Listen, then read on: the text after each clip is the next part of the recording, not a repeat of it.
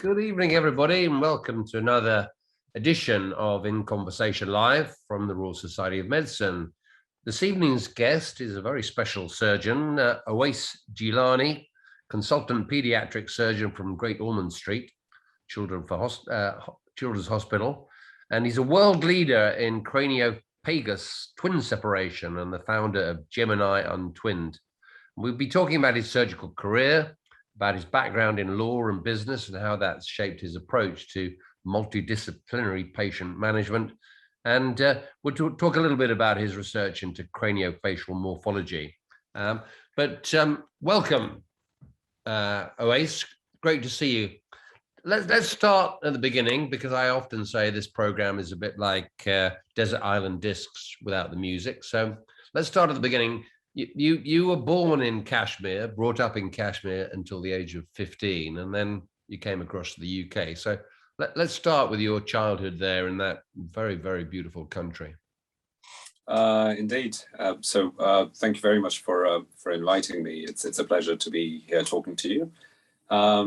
Kashmir is indeed a beautiful part of the world. It's set in the Himalayan mountains with lots of rivers and lakes and green valleys.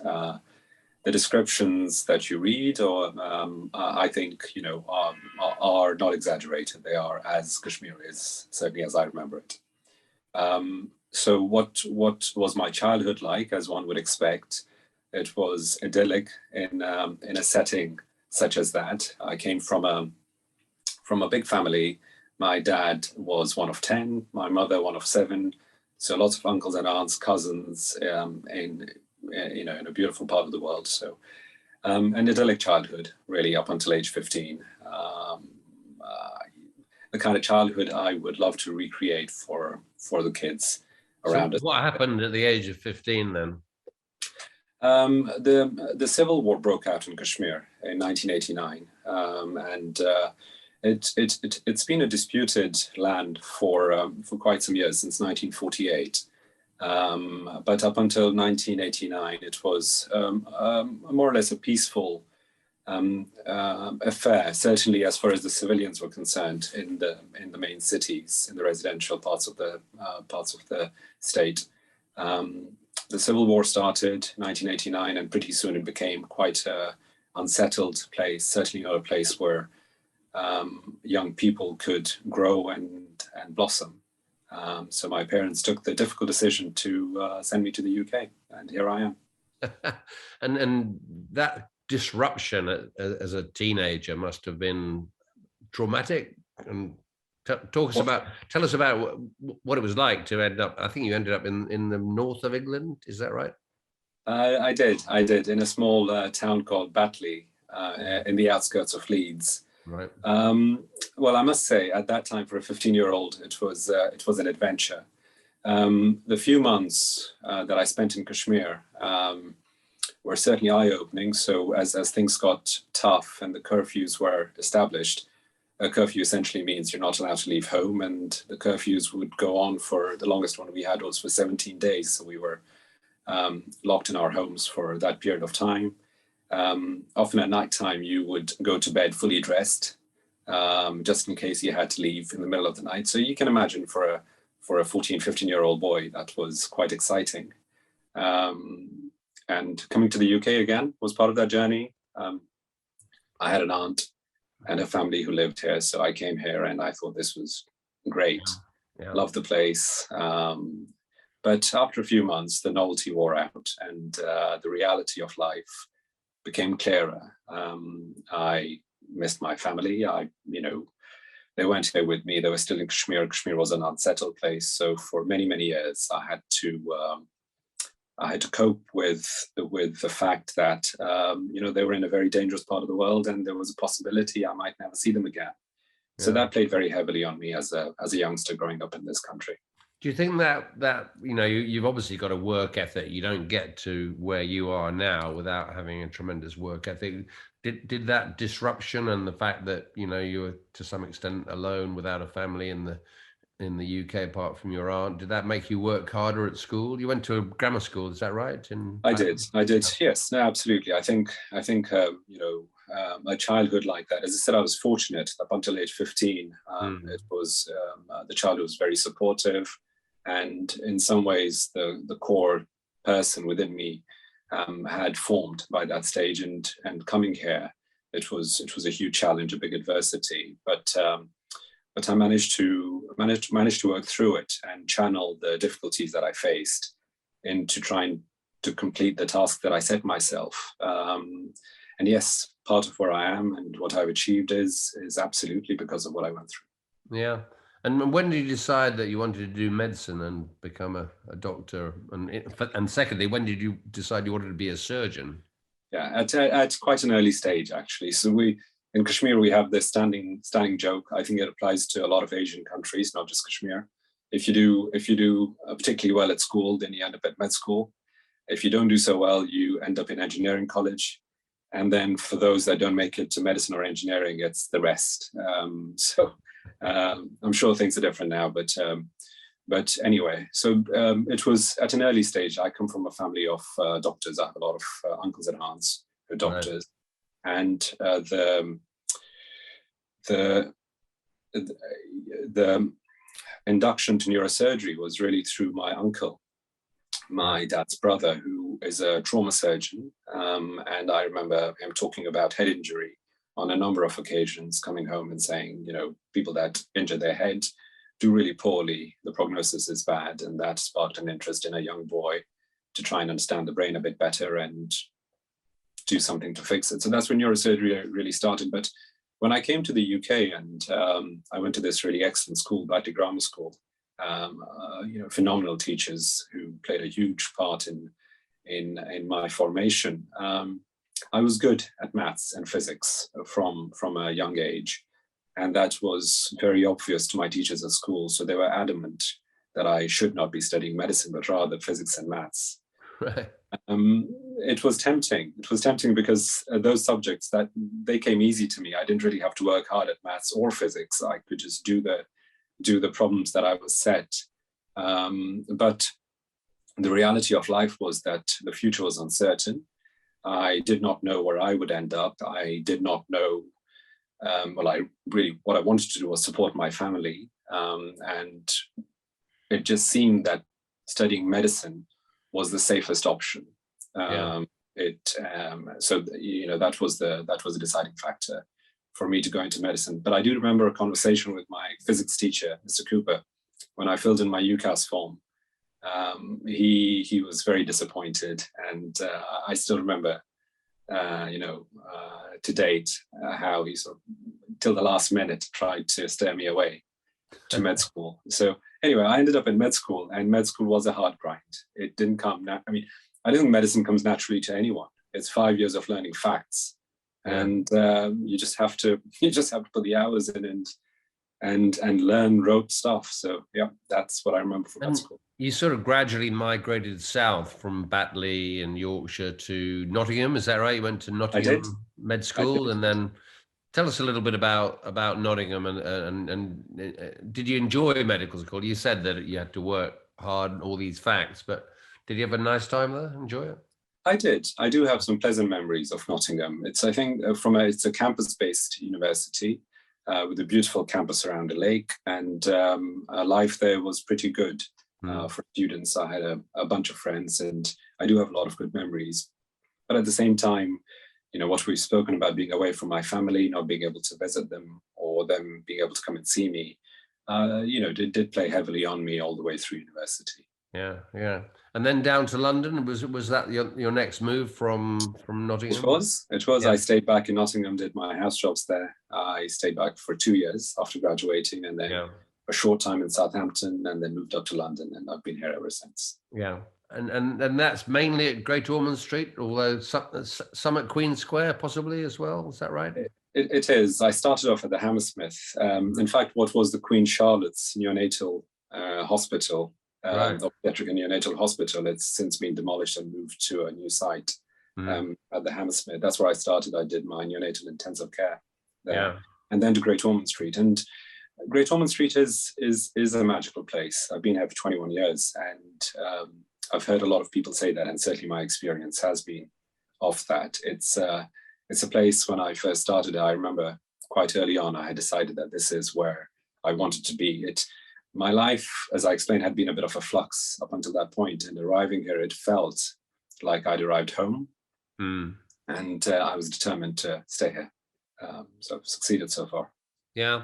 So what you're famous for is these craniopagus conjoined twins, conjoined at the head. So, I mean, this is a rare condition, but probably some of the most challenging neurosurgery around, isn't it? So how did you get interested in that? And I mean, the first case must have been terrifyingly complicated, wasn't it?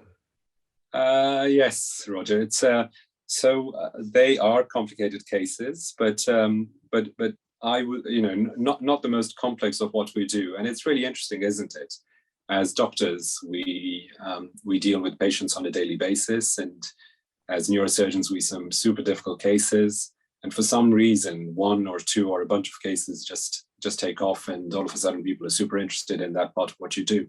And you think, hang on, but what about all this other complex stuff that my colleagues and I do, and other surgeons in other hospitals? But anyway, that's media for you. I can't explain that any further. The craniopagus twin separation, the surgery itself, and I've said this before, the surgery itself is not complicated. I think if you were taking out a brainstem tumor, for example, a tumor that was wrapped around the brainstem, around the cranial nerves and so on and so forth, that potentially is technically more challenging, but doesn't get as much attention as craniopagus twins. What's key about the twin operation is that it's a long process. It's not one operation or one step. What you need to be able to do well to achieve good results is you need to put lots of little steps in the right sequence. So I would describe it as, rather than focusing on one big operation, you need to think about perhaps 100 steps that need to be done, and each step needs to be done in the right fashion. And if once you put the pathway in that order and do every step is done in an optimal fashion, each step is relatively straightforward, but it needs to be done in an optimal fashion to get to the final result. Mm-hmm. And that's probably what's complicated about craniopagus twins, not the surgery per se. But the most recent set of twins that you've done are, I think they're Israeli twins. So talk us through that, because I'm a surgeon, but I operate on the prostate, so I'm miles away from separating twins who are conjoined at the head. There must be lots of scanning and preoperative preparation, and the brain. Are the brains actually fused, or are the brains in a way separated by? There's a venous sinus, isn't there, that can be injured during that separation? Talk us through it. Indeed. When we talk about craniopagus, there's a whole spectrum of these cases. At the simpler end, we have children that have separate brains, separate blood vessels, and really they're just attached with bone and skin. So these are relatively straightforward cases that can be done in pretty much any neurosurgical facility around the world. Right. That's one end. The other end of the spectrum is kids that have brains that are fused together, intertwined in very complex ways, and blood vessels, venous sinuses that are really intertwined. And that's the other end of the spectrum. The case that we did in Israel recently was somewhere in the middle, I would say. The kids had separate brains, so that was a very good start, but their venous sinuses, the central channels, were intertwined. So the torcula, which is, for the non-medics, it's a critical part of your venous drainage system from your brain. The two torculas were joined together. Right. The critical part of the operation was trying to put vascular clamps in between the two torculas such that they both maintained a degree of outflow. And if we had made an error with that, then we would have occluded the venous outflow for one or both twins, and that would be catastrophic. So it is, for this particular twin, it was a bit like a bomb disposal time. There's only a short period where you had to get it spot on, and if you did that, the rest was straightforward. There's Dr. Addy, who's one of our avid supporters, and he seems to watch all our programs. Hello, Dr. Addy, if you're watching.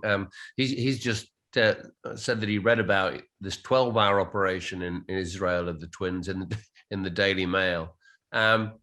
He says, can you enlighten us about what holistically entails when you're taking on such a prolonged operation, 12-hour operation? I mean, you must take a break, and then there's the issue of dealing with the family and the parents. But was it done in Jerusalem or in Tel Aviv, the operation? It was done in a smaller city south of Israel called Beersheba, which was an hour and a half from Tel Aviv. Yeah. In a medical facility there. A 12-hour operation it is long, but not unusual in neurosurgery. We do long operations, and I often get asked about these. How do you stay on the table for 12 hours? Do you take a break? Well, the short answer is, when I started training as a surgeon, I needed to take a lot of breaks. As I went through my training, I realized one day I didn't need to take these breaks. And I can't explain how that happened, but it took a number of years where you went from needing a break every sort of 2 to 3 hours to being able to, doing 10-hour operations without a break. But once you finish that 10-hour operation, you zone out of the patient and the operating theater, and you sort of zone back into your body, and then everything aches. You can often see me at the end of a long day sitting in the corner on the floor in theaters trying to stretch my muscles. But that's just part of routine. In Israel, it was a very interesting experience. So, I mean, the first thing to say was that it was relatively, as I explained, relatively simpler case compared to the ones we had done. And so we agreed to do it outside the UK. Had it been more complicated, such as our previous cases, then we would have insisted that the case comes here. The team in Israel were very keen to do it. They had the infrastructure to do it. Obviously, they have a very good healthcare system. And so we started remotely consulting, Zoom consultations in terms of planning the whole procedure over a 6-month period, leading to the final separation, which happened in Israel. Being in that position for the first time, doing something this complex with a team that I'd never worked before, a team that, whilst they were talking to me, they were speaking in English, but the rest of the time it was Hebrew, was difficult. There was an extra weight on my shoulders. Here I share the weight with my colleagues, with the institution. There it was me with a different team. But I'm glad that it went really well. And how did the parents respond to the family's reaction? It's again, as doctors, we see this on a regular basis. At the end of a long day of operating, you go and talk to the relatives, and in my case, often the parents. And if things have gone well, there's this sense of relief, and occasionally, things don't go well, and then it's a difficult time and a difficult conversation that you have with them. But this mother in particular, she was a young mum who I recall when myself and Mickey, the surgeon there, and Ido, one of our fellows, went to see mum, and we told her that it had gone well. We'd separated the 2 kids. We still had the reconstruction to do, so we were going to be in theater for another 3 or 4 hours. But we told her that the separation had happened, and her first reaction was a look of disbelief. I think she'd worked herself up for a bad outcome. This was probably her defense mechanism. And so when we said it's done, they're separated, it was a look of disbelief. Then as it registered what we were saying, she tried to smile, but then tears started rolling down her eyes, and she started to shake as well. I've seen all these emotions before with other parents, but to see them all together in such a short space of time in one person is something that's I came away with that mental image of her. She was trying to smile and say thank you, and she wasn't able to because she was just going through the storm of emotions. We had to pull a chair, and the surgeon hugged her and sort of stabilized her, and she sat down, and there we are. I like that story. And how do you do the reconstruction then? Because what age were the twins when you did the separation? And talk a little bit about the factors. How do you choose what age to do this? Sure. So what's become very clear with our experience, so we did our first set in 2006, and the Israeli set was our fifth one. So we've done 5 altogether. Which, given the rarity of the condition, makes the world's largest series of any one team doing these cases, such as the irony here. But so in terms of the thinking that goes behind it, well, the first question that we need to be able to answer is, can we do this safely? Should we be doing the separation? There are clearly cases where the intricacies, the brains and the anatomy is so intertwined that it would be unethical to attempt separation in those kids. And there's a number of twins around the globe that live in a conjoined fashion with a reasonable quality of life. So that is certainly an option for some of those kids. So in the decision making, the first thing is you would try and understand the anatomy of the brain and the blood vessels, and make that call whether we feel, given our experience and that of other teams around the world, whether this particular set should be done, and if we do undertake the surgery, what the expected outcome is. With a number of these cases where the brains are intertwined, there will almost certainly be a degree of trauma to the brain during the separation process. And we need to be able to predict the degree of trauma and the expected recovery. Now, what's very clear in neurosurgery, in other disciplines as well, the younger the child, the better the recovery. And it's incredible how quickly that recovery potential diminishes as the child gets older. So we feel the optimal age to undertake separations probably somewhere around 6 to 12 months. And the reason for that is they're probably at that stage, they're big enough and robust enough. They have a bit more to them to undergo the surgery, but at the same time, they still have a degree of plasticity for the recovery process. So optimally 6 to 12 months, that's one. The other thing, which again, didn't come from us, it came from some teams in New York that we took on and adapted, was to do it in a stage fashion. So here it's much more a philosophical discussion where these kids, nature has made them like this. For us, they're two separate entities, potentially an aberration, not a word that I would use, but does get used. And we see them as two kids joined together, but from their perspective, it's one entity.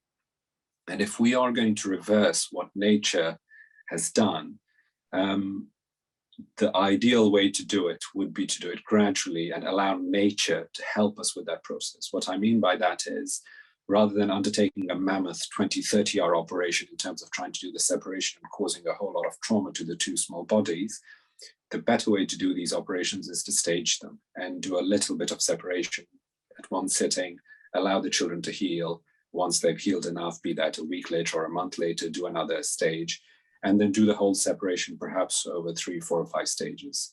Mm-hmm. That's how we've done our separations here at Great Ormond Street, and we feel that that's the right way to do them. There's a question from Dr. Venkatesh Ashwin. Thank you, Ashwin. Is there an upper age limit at which craniopagus separation becomes contraindicated?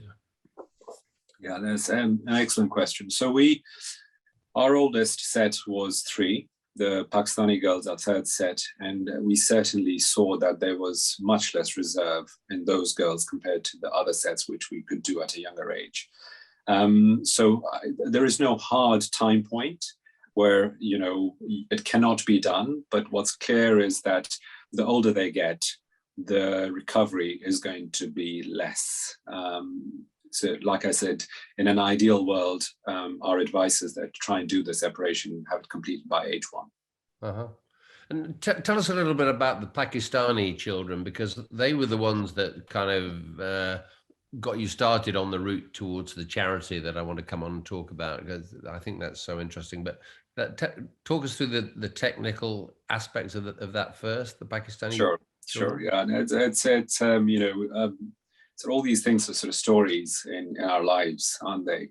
I was just going about my daily business, doing what I do here at Great Ormond Street, and the phone rang.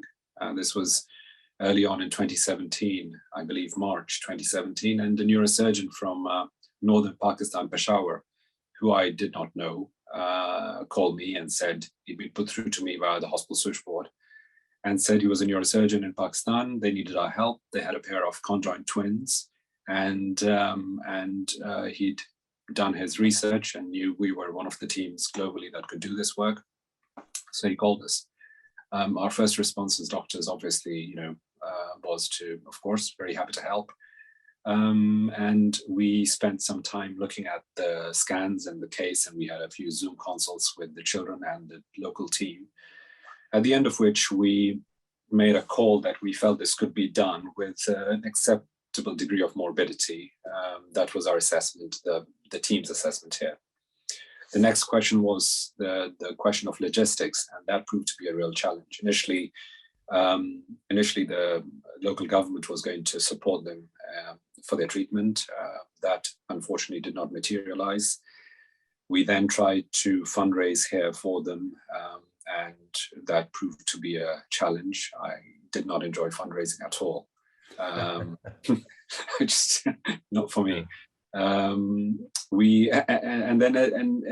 as we were, whilst this is happening, the girls are putting on months, and like I said, I was very keen that this would happen before their first birthday, and it didn't, and they were getting closer to the mark. We then heard that another team in another country were going to take them, and the money had been given by the ruling family to the surgery elsewhere. I must say it was a relief for me, because I felt a sense of responsibility.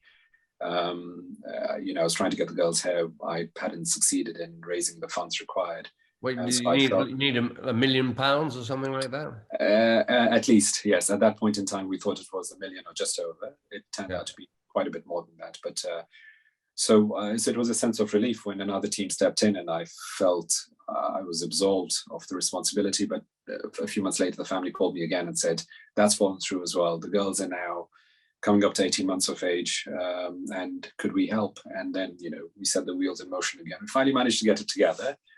It was after months and months of trying, it was one phone conversation that just made it all happen. I was introduced to a Pakistani businessman, a gentleman called Mr. Lakhani, who had never met before, didn't know him, through a mutual acquaintance, and a phone conversation that lasted some 90 seconds. I explained to him the need, and he said, you have the money. That was it, and put the phone down on me. Right. I remember I was in not far from Great Ormond Street when this happened. I remember being both annoyed and relieved at the same time. Annoyed because I'd spent the best part of a year and a half trying to raise this money and gone through so many sort of jumped hurdles, and then it just happened with one phone call. But I guess that's life and luck. So we then had the logistics in place to do the work. The girls, unfortunately, had passed their ideal age, but we still felt it was reasonable given where we were to proceed, and we did. And they were separated. We had a number of complications during their treatment. They had a number of infections. Whilst they stayed with us, it made the hospital stay much longer, and the outcome was not as good as what we had anticipated. They both had a neurological injury, more than what we had expected. They survived, but could have and should have done better. Mm-hmm. But that was I suppose it was the difficulty raising the money and the kind of shock of actually getting that money that induced you to start the charity that you. Indeed. So it was two main reasons, two thrusts that made the charity. Firstly was a very selfish reason. I never wanted to be put in a situation like that again. And I had a feeling, now that we'd done 3 sets, that this was going to happen again. I wasn't expecting it to happen anytime soon, but sometime in the future. I must say my expectation when I set up the charity was that we'd be getting a case perhaps every 3 to 5 years. In fact, the directors that I coerced into becoming directors of the charity, I sold it to them, the role as, look, it's not going to be particularly busy. These are rare cases. We'll probably be doing a case every 3 to 5 years. So there's not that much work. But as it happens, the charity's been super busy since we've been set up. And at a recent board meeting, I did apologize to my fellow directors. So anyway, so one of the reasons was I did not want to be in a position where we are referred a set of kids where we have the treatment available, but for something as stupid as logistics, money, we're not able to offer the treatment to these kids. That doesn't sit well with me. The other reason was that, as we've discussed, these are super rare conditions. So no country, no matter how big, can have a big enough series to really gain the experience that we need to understand this condition better and to improve the outcomes. And to solve that problem, we thought, okay, now that we've done 3 sets with the Pakistani girls, we should start this charity called Gemini Untwined, which would act as a global repository for as a source of knowledge for craniopagus twins. Right. And the first task would be to try and understand a bit better which twins we should separate and how to separate them. So our experience, of course, but also the 1 or 2 that have been done in certain other places around the world. So that was the first aim of the charity. The second aim, of course, was the twins that did not have the resources in their home country. Then we would support them and bring them to the UK for their treatment. Mm-hmm. There's an interesting question from Michael Robinson. Hi, Michael. He says he arrived late, but we forgive you for that. Please discuss the ethical boundaries. I'm reminded of conjoined twins returning to a country with primitive support facilities, one of whom was profoundly impaired post-op. How do you avoid the publicity drive and all the difficulties in that? I mean, yeah. I think the ethics of this are interesting, aren't they? Indeed. No, it's a very good, very important question. So thank you for that. There's 2 things to be said here. For some reason, and we touched upon this, for some reason, twins generate a huge amount of media interest. I don't quite understand why, but that is how it is. So that does bring with it a degree of pressure in terms of your decision making. There are pressures that should not factor in your decision making at all. Yet those pressures are there when you're faced with these kids. So how do you deal with it? Well, you need to be absolutely black and white in your decision making, and you have to put the children right at the center of all your decisions. And what I mean by that is you just take away every other factor that is, every other factor in terms of what the country and so on and so forth, or just look at, is this the right thing for the kids? And I go back to why we set up the charity. We need to be able to predict right before we do anything. We need to be able to predict better what the outcome is going to be. It's no good saying, oh, we can do the surgery and we'll have 2 kids alive at the end of the day. That's not success anymore. If we have 2 kids that are not doing well at all, then I would call that a failure. So we need to be able to predict better. And the cases where we feel that the neurological injury, the impediment, is going to be significant, then potentially those are the cases that should not be done.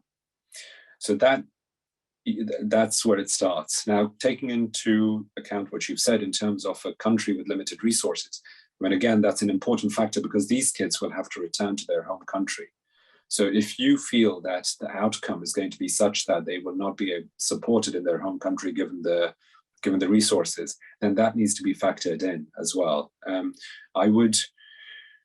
I would go as, I would say the outcome should be 2 relatively independent individuals at the end of this process. If that is something you can, you can predict with a high degree of probability, then go ahead with this work. But if you think you're going to really compromise one or both kids, then you do need to think a lot harder. Mm-hmm.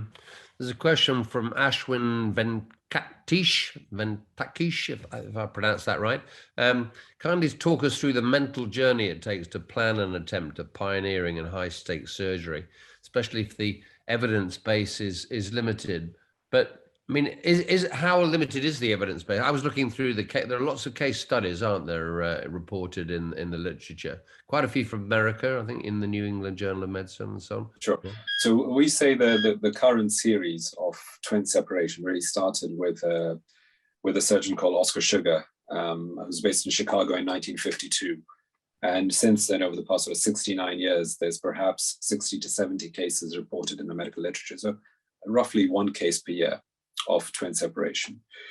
The sad reality is that if you add up the numbers, we expect that a lot more craniopagus kids are born globally every year, but you don't read about them. And I suspect there are a number of attempted separations that don't go well that never get reported. So that's the reality of where we are. The mental process that you need to go through this,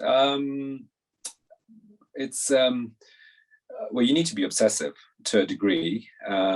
For me, the way I do it is as I said, there are a number of different steps, and no one step is out of this world in terms of the surgical steps that we use, working with the bone, working with the soft tissues, working with the brain blood vessels. We do those steps on a regular basis in different surgeries.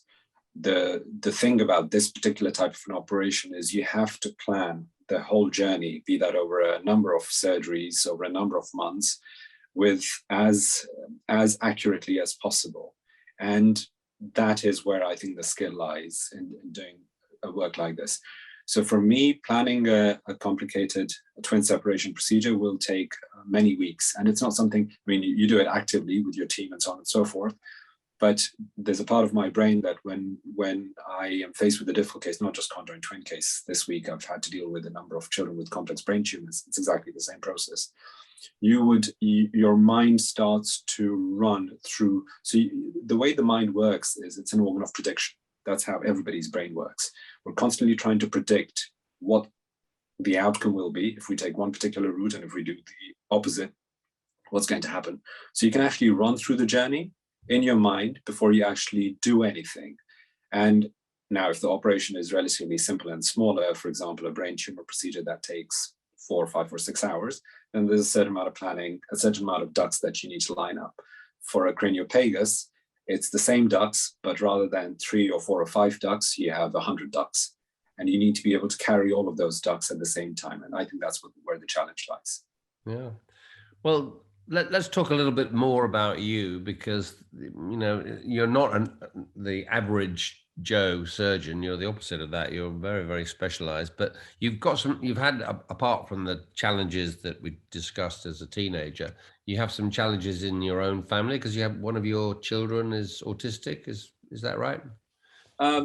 Yes. Do you mind talking about that? Is that something you're happy to talk about now? I am very much, yes. I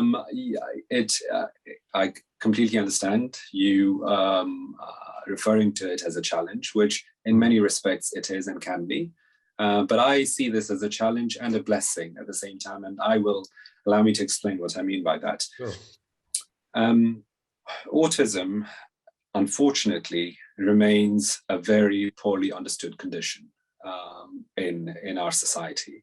I was not surprised, but slightly saddened to read the headlines yesterday in some of the media that talked about preventing autism by giving parents special communication strategies. Autism can't be prevented. Autism comes from your genes. That is who you are. It's a bit like saying preventing somebody from being black.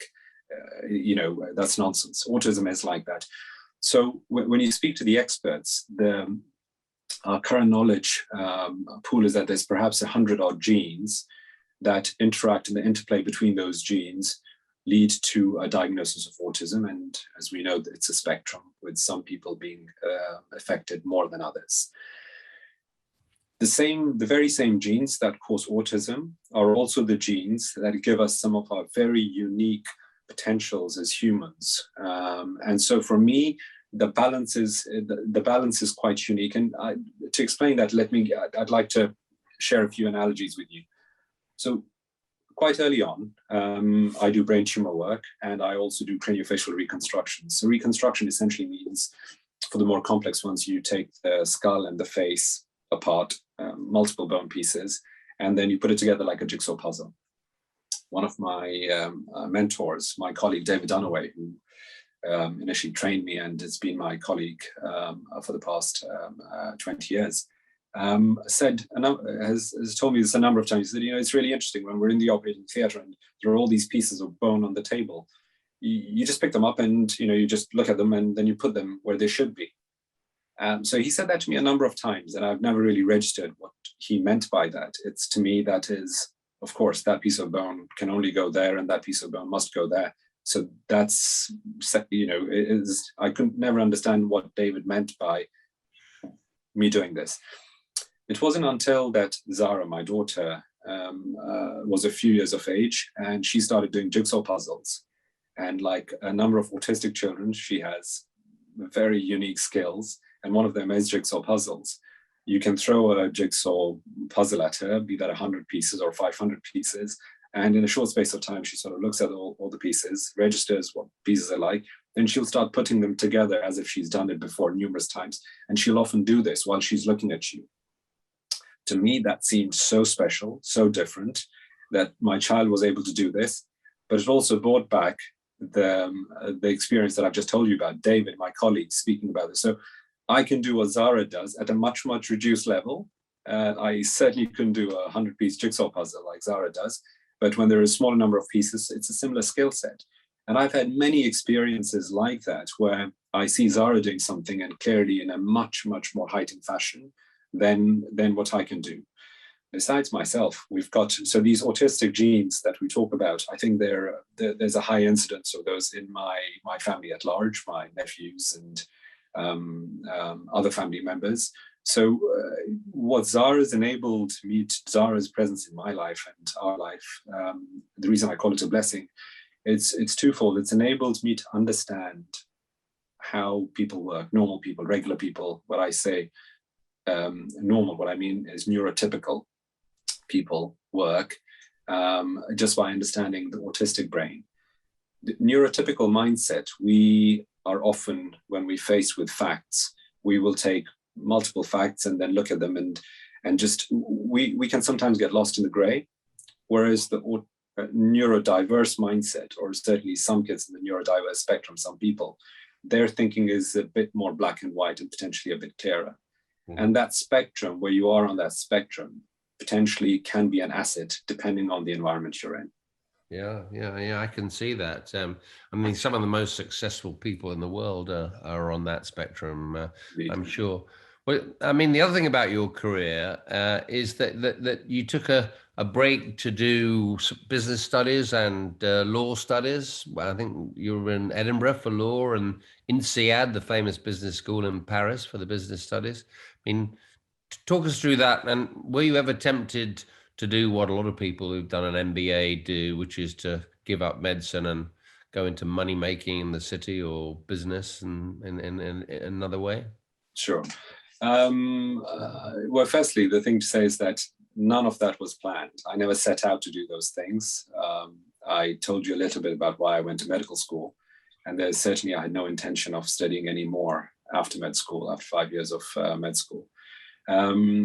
INSEAD was a fantastic experience. I often say one of the better years of my life. But the thing that I gained most from INSEAD was that year that I took out of clinical medicine.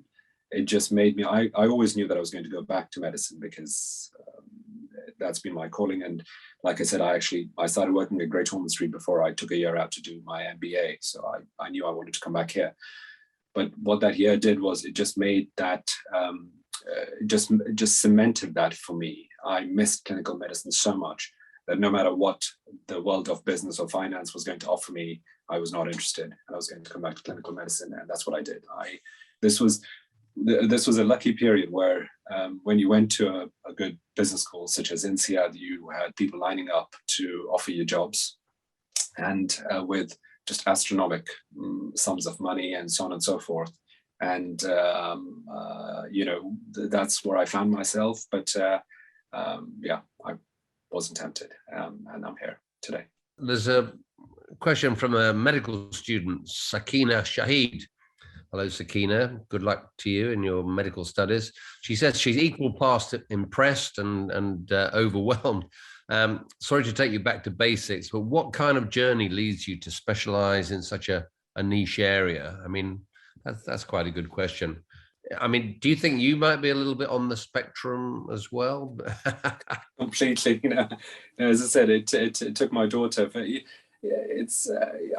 yes. Yeah, until we had my daughter in our life, all I knew about autism, I'm sorry to have to say, was the little that you learn at med school. Yeah. This addition, blah blah blah blah blah. This, okay, and you learn what you need to learn to pass your exams, and that was it. That's all I knew about autism. And then Zara clearly had a big impact on that, and I understand it a bit better now. Yeah. Am I on the spectrum? For sure. Whether I cross the threshold for clinical diagnosis, probably not, but I certainly have some of those genes. What leads you to specializing in this niche area? Well, It's doing what you're interested in. And my entire journey has been me doing things that I found interesting and that have fascinated me. Craniopagus twin separation, for example, the thing that I'm famous for. Those cases, the initial cases just came, and then I got more interested in them. Then we set up a charity, and more cases just came. So do what you enjoy, because then you'll be good at it, and just do it with clarity of mind, and you'll succeed. Yeah, focus, I suppose. But we talked a little bit in the preliminary chat before this program about, doing this kind of work in the NHS as opposed to doing it in a famous American hospital like Boston Children's Hospital or Sloan Kettering Memorial or somewhere like that. Talk us a little bit about the difference between the NHS, which has this amazing scope across the whole country, but it doesn't really promote sort of top surgeons in the same way America does. Sure. What are your thoughts on that? Indeed, no. The NHS is a great leveler, that's for sure. And you could do a 20-hour craniopagus twin separation procedure, but then the next day you have to come and do your routine clinics and your routine lists and do your admin. That doesn't stop. It doesn't matter who you are or what you're doing in your spare time. You have to carry on with the NHS duties, and it can be difficult at times, but I think that's a really healthy environment to be in, because it just keeps you grounded all the time. It doesn't matter what happens on the weekends or on special trips to Israel. You come back to your day job, your routine neurosurgery, your routine patients, which there's plenty of work, and so that aspect of it is great. The NHS for me has been a very special organization from the word go, and one of the key reasons why I remain in the UK is because of the NHS. This whole concept of every patient, every child being treated equally, irrespective, is just so dear to me. It's just so pure. It's something laudable and something that we as a British people appreciate and should continue to appreciate. Now, there are clearly challenges that need to be looked at and addressed to keep this institution going.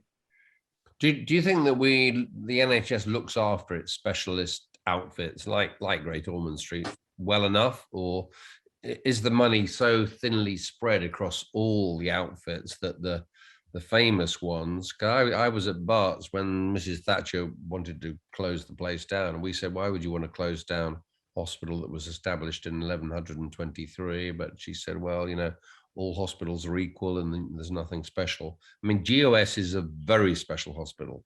Indeed. Does that get enough support from the NHS? So I'm not on the hospital board. So what I tell you is my opinion as a clinician, rather than the trust view. But as a clinician, my answer is no, it does not. The analogy that I often use to try and explain this is when a country decides to have a space program, it doesn't do that simply because it wants to send some people to Mars. The reason you have a space program is that by doing something so complicated, there are a huge number of positive externalities that trickle down to so many diverse areas within that country. And there's enough research that's gone into the countries that have set up space programs and the benefits of that. Mm-hmm. For me, doing an institution such as Great Ormond Street and doing the kind of work that we're doing, craniopagus work, is a good, space program is a good analogy for that. A lot of the learning that we get from the twin operations help us with our daily work with the more routine craniofacial reconstruction, brain tumor operations, kids that have venous hypertension, how do you deal with all of that? And a lot of the techniques that we've developed and used for the craniopagus twins certainly has, again, that trickle-down effect. So I think what we need to do a little bit better within the NHS is to understand that, it's false economies of scale by saying everybody's the same. Of course, everybody's the same, but you do need to support some services to do this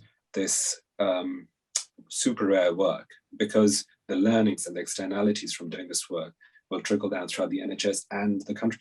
For us, at the moment, the work that we're doing with craniopagus twin separations, we are considered the world leaders. The NHS is considered a world leader because of this craniopagus work. Surely this is something that, you know, should be lauded. Yeah. Absolutely. Saeed Hussein says, thanks for a wonderful talk. I'm currently just an F1, very early in the career. Just wondering what your weekly schedule looks like in terms of work-life balance. Yes, I think probably a lot of work. I'm going to say what I think, but probably shouldn't be listening to me here. If you come to medicine, please don't think about work-life balance, because it is going to be a struggle. Now, having said that, that's my first response. Things are infinitely better than they used to be.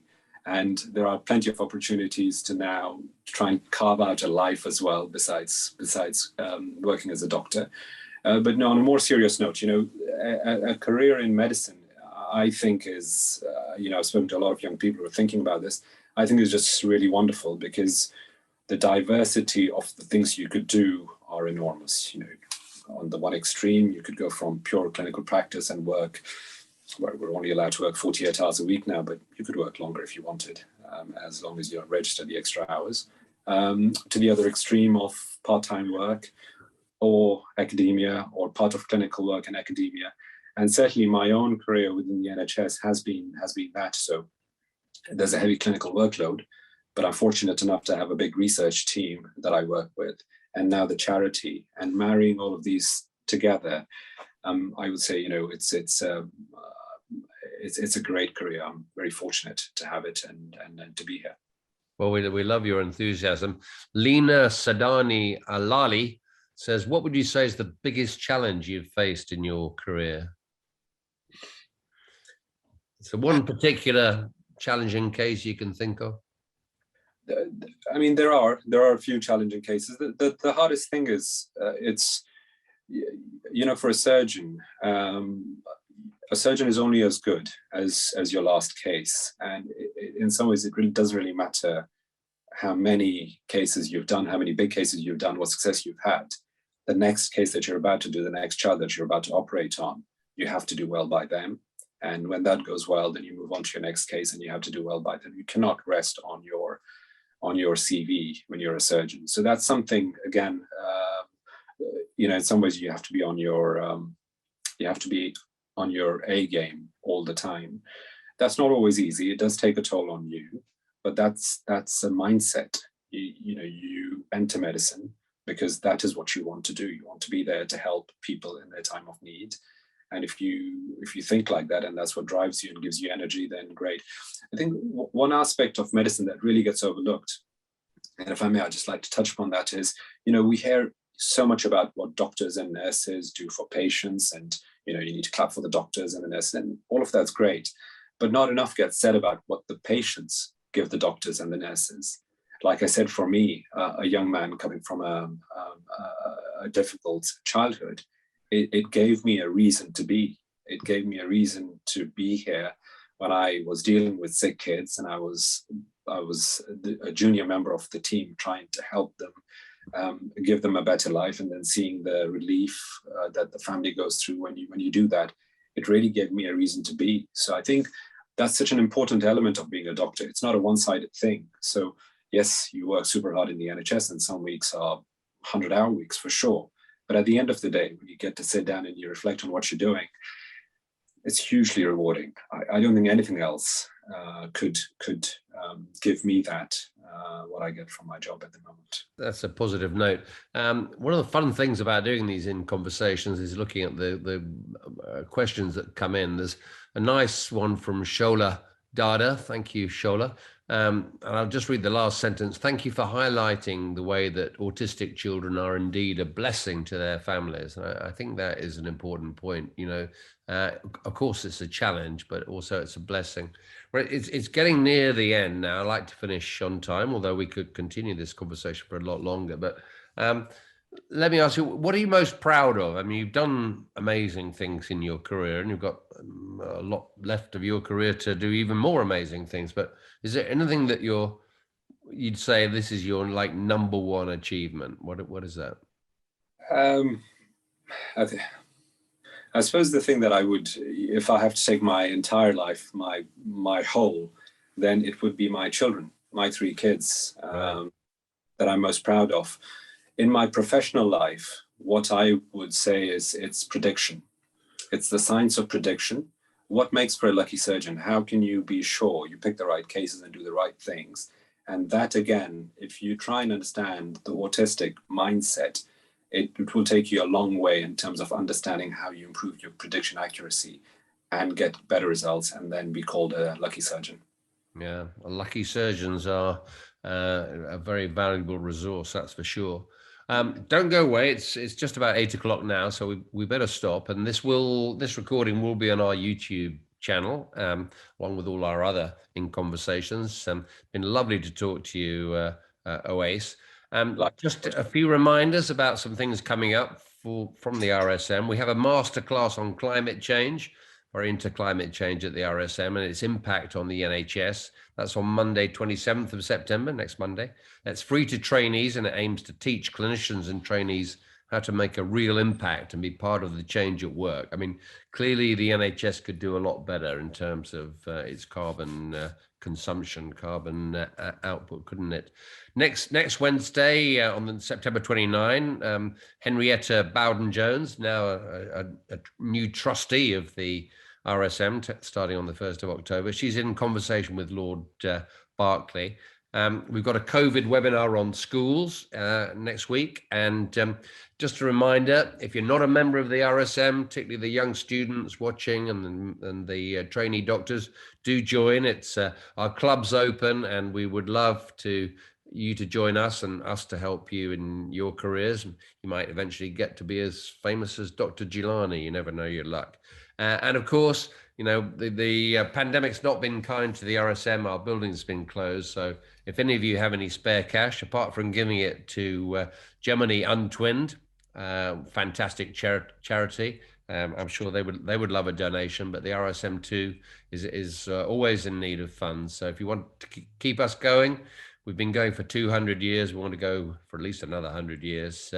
Do send in some support for the RSM. Owase, it's been so lovely to talk to you. We'll let you go home. I bet your family don't see nearly enough of you. So you better head home now to your wife and children. And thank you so much for a really, really interesting and inspirational conversation. Thank you very much, Roy. It's been a pleasure. And the hour just flew by. Good night. Good night.